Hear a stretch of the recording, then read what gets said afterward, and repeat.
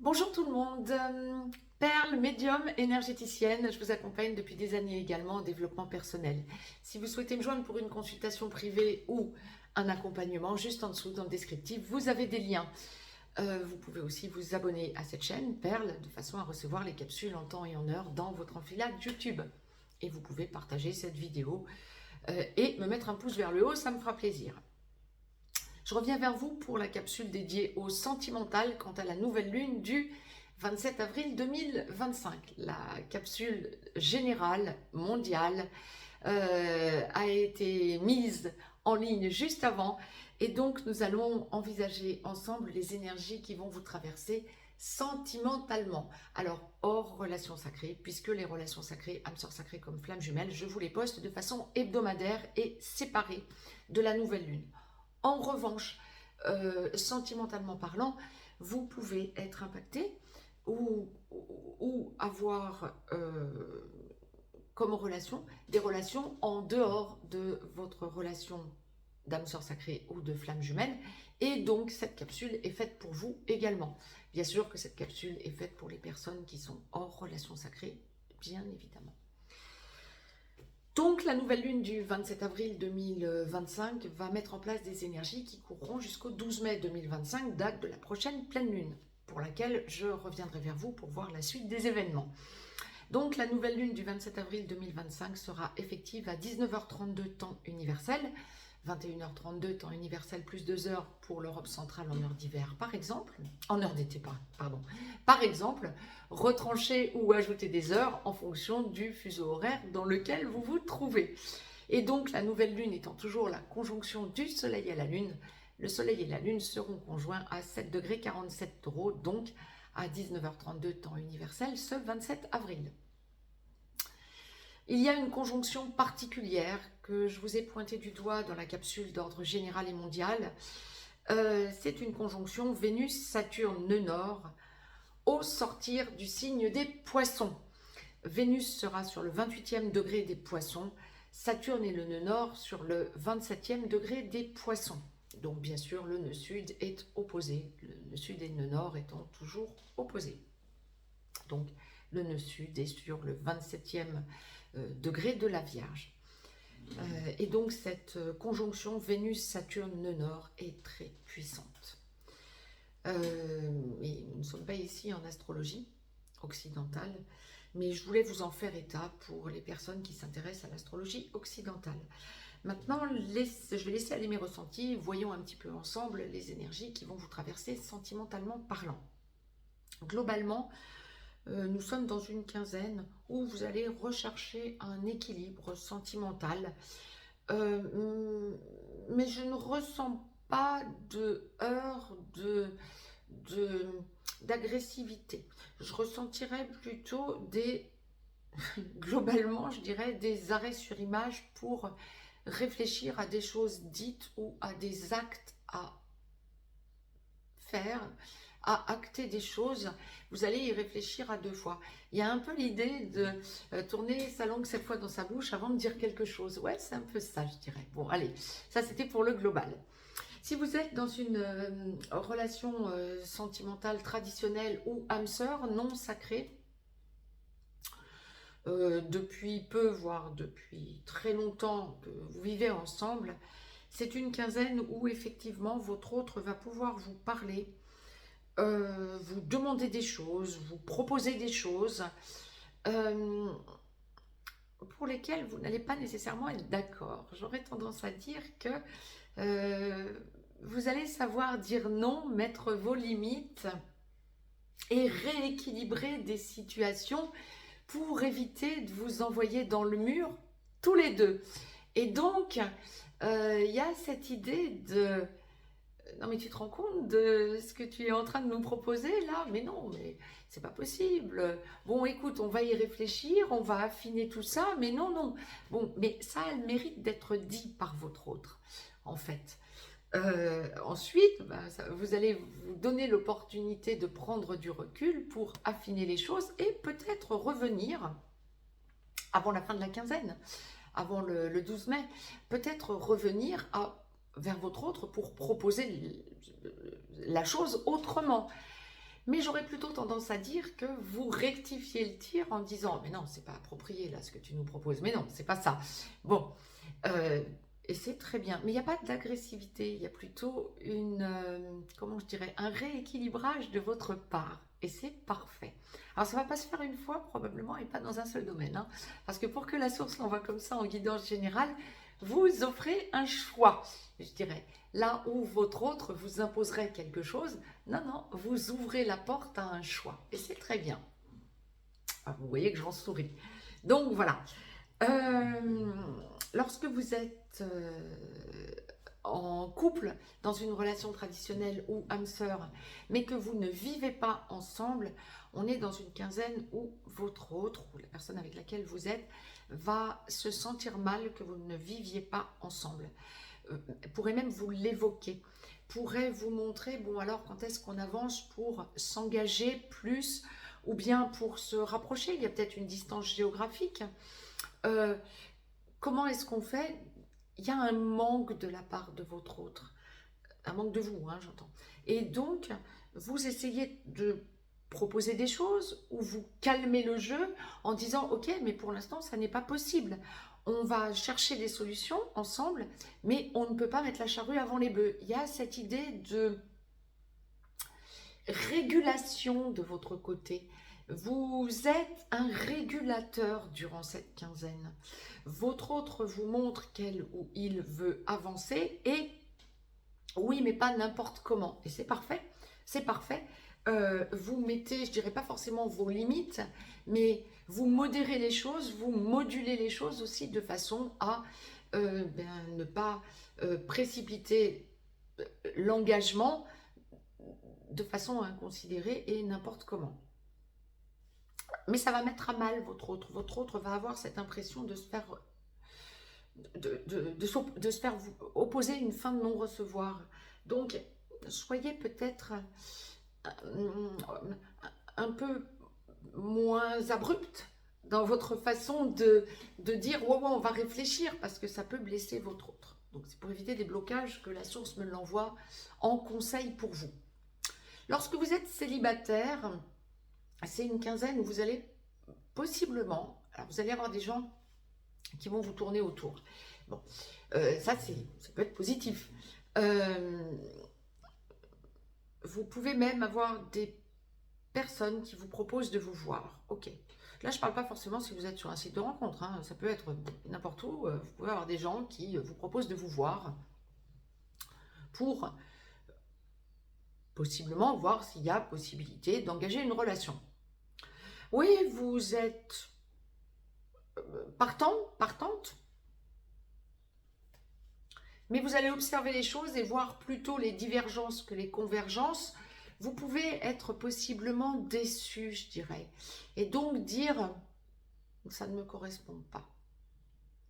C'est pas grave, vaut mieux être seul que mal accompagné, je vous le dis franchement. Vous allez sentir que vous n'acceptez pas. Si la personne ne vous convient pas, ben c'est bien. Vous aurez tenté, vous n'aurez rien à regretter, c'est bien.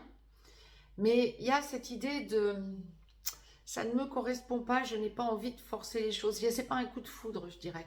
Il y a cette idée de recul que vous aurez, de dire ben, est-ce que ça me correspond vraiment? Mais par contre, si cette personne et quand cette personne vous propose de vous voir, ben, pourquoi pas?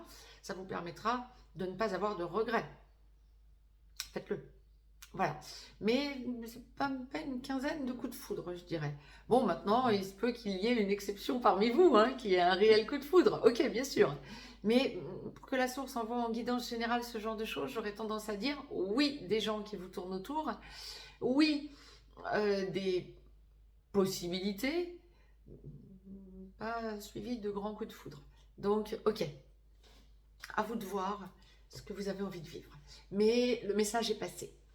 Lorsque vous êtes dans une relation avec un ou une perverse narcissique, que vous soyez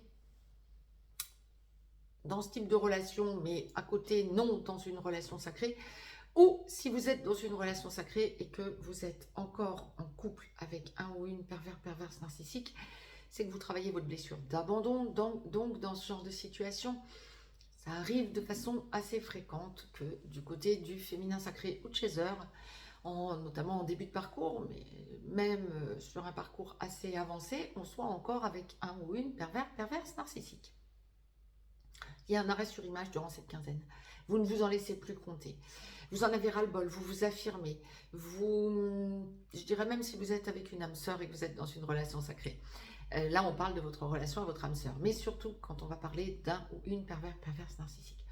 Vous ne vous en laissez plus compter. Vous montrez que vous avez fait votre choix et c'est juste un arrêt sur image. Alors, il y a cette idée de l'autre, je dirais pas votre autre, le ou la perverse narcissique qui essaie de vous jouer le coup de la lune de miel. Comment vous dire? Non, ça ne fonctionnera pas, ça ne fonctionnera plus. Il y a une idée d'affirmation de vous-même, de respect de vous-même durant cette quinzaine et de constatation que vous avez haussé votre taux vibratoire au point de réaliser les manigances, les stratagèmes de cette personne perverse narcissique en face de vous. Et cette personne aura beau tenter ces manipulations, ben vous les démasquez de suite parce que vous avez bien réfléchi et vous avez parfaitement intégré ce qu'elles sont, ces manipulations. Vous ne vous en laissez plus compter et il y a une idée de stop. Lorsque vous étiez dans une relation avec un ou une perverse narcissique, que vous soyez dans une relation sacrée en parallèle, âme sœur sacrée ou flamme jumelle ou non, il y a et que vous n'êtes plus avec ce pervers ou cette perverse narcissique, mais qu'il y a encore des liens, peut-être dus à des enfants, à une liquidation matrimoniale, à des choses à solder d'un passé, peut-être juridique, des choses comme ça, vous allez vous affirmer. Pareil, c'est une quinzaine durant laquelle vous ne vous en laissez plus compter. Cette personne va essayer de vous manipuler, cette personne va essayer, parce que ça fonctionnait avant aussi, va essayer de revenir vers vous pour vous imposer ce qu'elle vous imposait avant. On le dira comme ça, je démêlais ce que la source envoie, c'est exactement ça. Ça ne fonctionne plus. Vous vous affirmez et cette personne perd ses repères. Vous voyez que j'en souris. Une personne qui est perverse narcissique, c'est une personne qui, à un moment donné, doit être remise à sa place pour arrêter de jouer cette fameuse relation bourreau-victime. Vous avez été, entre guillemets, la victime d'un pervers, d'une perverse narcissique. Si vous réalisez et quand vous réalisez que vous n'avez plus à endosser ce rôle de victime, de l'autre côté, il n'y a plus de bourreau. Le bourreau s'en prend plein les bottes. Si je vous dis ça, c'est parce que durant cette quinzaine, ça va être exactement ça. Lorsque vous en êtes là, ça va être ça. Vous vous affirmez et vous ne vous laissez plus du tout. Vous ne vous en laissez plus compter. Vous ne vous laissez plus être victime de cette personne et cette personne perd ses repères. Ben, c'est parfait. Lorsque vous êtes dans une relation avec une personne toxique, si vous n'êtes pas dans une relation sacrée en parallèle, vous pouvez être avec une personne toxique, ce qui n'est pas tout à fait la même chose qu'avec une personne perverse narcissique. Je vous ai fait des capsules sur le sujet, n'hésitez pas à retourner les voir, ça fait plusieurs années, mais vous les avez dans les playlists, en clair. Donc lorsque vous êtes avec une personne toxique et que vous n'êtes pas dans une relation sacrée en parallèle, âme sœur sacrée comme flamme jumelle, nous allons voir quelles vont être les énergies qui vont vous traverser, sentimentalement parlant, durant cette quinzaine. Lorsque vous êtes en parallèle, que vous êtes dans une relation avec une personne toxique et qu'en parallèle vous êtes dans une relation sacrée, que vous soyez âme sœur sacrée ou flamme jumelle, vous travaillez donc votre blessure de rejet. Soit vous êtes masculin sacré, soit vous êtes runner. Même ex-runner, vous pouvez être.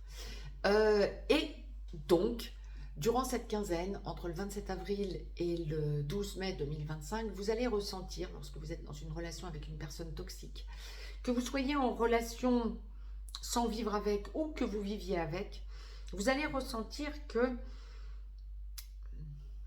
vous avez besoin de vous rééquilibrer en prenant du recul par rapport à cette personne. Vous sentez les divergences.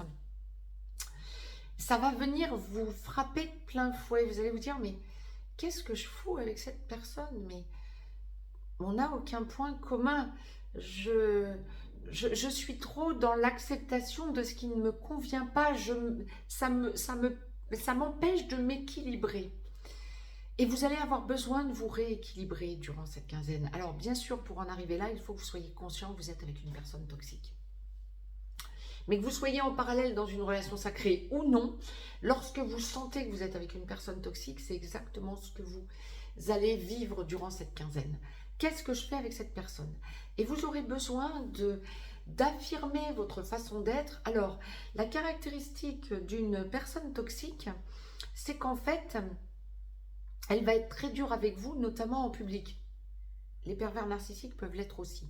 Mais les pervers narcissiques vont l'être surtout en privé. Les personnes toxiques le sont en public. Elles vous font des réflexions en public. Vous n'allez pas l'accepter. Vous allez vous rebiffer en public. Vous allez ensuite vous renfermer sur vous et vous allez mettre un stop. Alors, bon nombre d'entre vous vont mettre un stop à la relation durant cette quinzaine. Beaucoup plus sûrement que ceux et celles d'entre vous qui êtes avec des pervers narcissiques. Lorsque vous êtes avec une personne toxique, ça va juste être « t'es allé trop loin, cette fois-ci ça ne passe plus, je me priorise, j'en ai ras-le-bol, je ne peux plus continuer ». Que vous viviez avec ou non. Mais même en vivant avec, il y a des cassures durant cette quinzaine. Lorsque vous êtes dans une relation avec une personne toxique, mais que vous ne vivez pas ensemble, et que c'est une relation sans réel engagement encore, je dirais. La personne va vouloir vous mettre la pression. Cette personne toxique va vouloir vous mettre la pression. Et durant cette quinzaine, c'est juste non. C'est pas une quinzaine où vous vous en laissez compter quand vous êtes dans une relation avec une personne toxique et que vous ne vivez pas ensemble pour que cette personne vous mette la pression et que vous avanciez ensemble dans l'engagement. Vous avez besoin de réfléchir. Vous avez besoin de prendre du recul. Vous avez besoin de vous enfermer dans votre bulle. Vous avez besoin d'être avec des amis durant cette quinzaine, plus qu'avec cette personne qui vous est toxique. Et cette personne va s'en savoir mal, va penser que vous êtes en train de vous éloigner d'elle. Ben oui, quelque part, vous n'êtes pas en train de construire avec elle, vous êtes en train de lui montrer le contraire. Ça ne signifie pas qu'un jour ou l'autre, vous ne vous engagerez pas avec elle momentanément, voire sur du plus long terme pour certaines d'entre vous. On a cette fâcheuse tendance à accepter l'inacceptable quand on s'incarne sans travailler ses blessures originelles, hein, ce qui est toutes les vies sauf pour une incarnation quand on est âme sœur sacrée, qui n'est pas une dernière, et qui prépare donc la dernière incarnation pour les flammes jumelles. Toutes les autres incarnations, bien, nous ne venons pas travailler spécifiquement sur nos blessures originelles, et on peut se laisser impacter effectivement par une personne toxique sur du très long terme. Et là, j'aurais tendance à dire que c'est une quinzaine justement où vous ne vous laissez pas impacter. Bon, ben, vous réfléchissez, vous prenez du recul, c'est très bien. J'ai été complète pour ceux et celles d'entre vous qui êtes dans une relation sacrée et en parallèle dans une relation avec une personne toxique, donc masculin sacré ou runner ou ex-runner. Vous allez vous rendre compte que votre choix est fait aussi et que en fait, vous ne pouvez plus continuer sur la même ligne en acceptant d'être avec une personne toxique qui ne vous correspond absolument pas et qui vous fait en plus des réflexions. Vous allez la remettre d'équerre. Là, ça va être, bam, la réponse du berger à la bergère. J'ai été complète. Je reviens vers vous pour d'autres capsules en clair sur la chaîne Perle. N'hésitez pas à vous abonner à cette chaîne, à me mettre un pouce vers le haut, à partager cette vidéo. Et si vous souhaitez me joindre pour une consultation privée ou pour un accompagnement, juste en dessous dans le descriptif, vous avez des liens. Je vous embrasse et je vous dis à très très vite. Très très belle nouvelle lune à toutes et à tous.